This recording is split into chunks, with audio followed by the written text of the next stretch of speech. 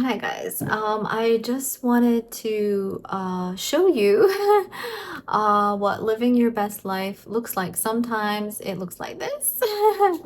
I actually injured myself yesterday. I was distracted, half awake on my way to work, and I tripped over one of those like cement things that the parking lot has sometimes so that your car doesn't drive forward too far. In my parking lot where I live, some spaces have them and some spaces don't. And I forgot that the space I was in does. And I was being productive. I was putting something in my trunk to donate for later. And so I'm not usually at at the back of my car. I usually walk around the front of my car. Well, this time I walked around the back where that thing was so that I could put that donation item in my trunk and completely forgot about it because I was distracted by someone else outside and I was thinking already 5 steps ahead and half awake in the morning. I don't wake up super fast. So I tripped, and usually I have tripped on that before, but I always catch myself. This time I just went face forward, landed on my nose and my hands and my knees. One of my knees is pretty bad too, but it feels like my nose got most of it. I've never been injured in my nose before, and today it's reached my eye. My eye is fine. It was only my nose that got impacted. But anyways, this is apparently what happens. But all that to say is I know blessings came out of it. It was an enlightening experience. And I'm sure there are things that I don't know that I had avoided by doing that. I didn't go to work. I stayed home and I rested. So it was an uncomfortable experience. Nobody wants to get injured, obviously, but it's just part of this human life that we have. Um and I'm here for all the parts of life. I'm here for all the experiences. And I've already received some gifts, some insights um out of it. So I am thankful for that. Plus it's getting me to relax and rest, which I can be go, go, go.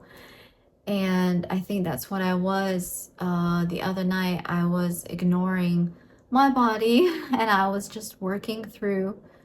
My nose kept bleeding, and I was like, "Ugh, such an annoyance. But I want to finish, as I was organizing my apartment. And so I just ignored the fact that my nose was bleeding, and my nose is bleeding. It happens this time of year, or it happens when I have allergies and the air is dry. It's not like an extraordinary weird thing, but it's just it happened a lot that day, and I was like, okay. So I was ignoring my body, and shame on me. No, just kidding. But yeah, so when you ignore your body and the signals it sends you, it doesn't like that. It's gonna make sure that you hear it. So don't do what I did. Listen to your body before it does something more extreme. But yeah, a lot of times I did a meditation to see if I need to be more, where's my inner feminine and my inner masculine? Are they balanced? Which one is more often in the forefront and which one is more often in the background?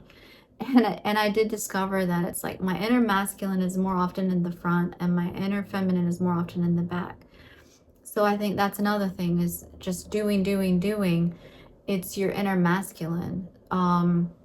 When you can just be present and be embodied, and oh, my ear, um that's more feminine.